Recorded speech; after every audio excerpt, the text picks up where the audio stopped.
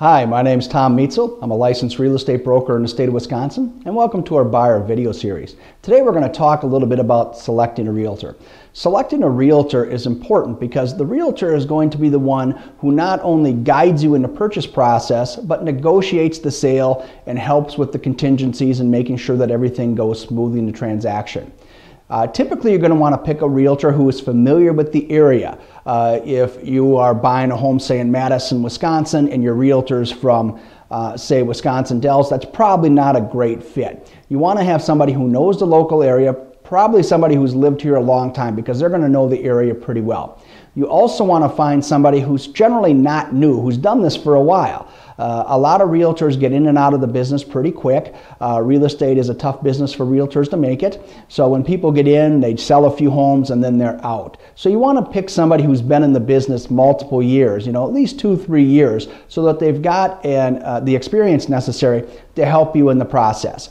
Getting a real estate license is actually pretty easy and pretty inexpensive, so a lot of people do that when they're actually looking for positions. But choose someone who's a professional, someone who's actually been in the business long term, someone who knows the area, and you also want to consider doing something called a buyer agency.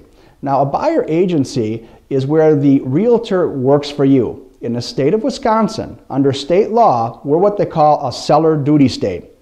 What that means is that the listing realtor owes the duty to get the most they can for the home to the seller, but also the person who brings the buyer. They have to have the seller's interest ahead of your interest in a transaction.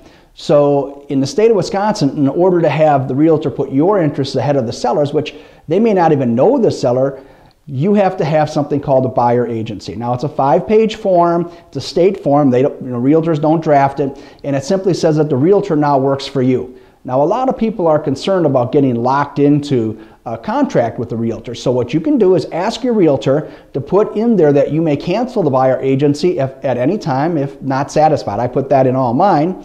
In all my years of real estate, I've probably had one person cancel. So if you put that in there, you're not locked in long term should you find that the realtor's not the right person for you. Now, if they won't put that in there, it tells you that they want to lock you in, but they're not comfortable with their own skills. So I would move on to somebody else.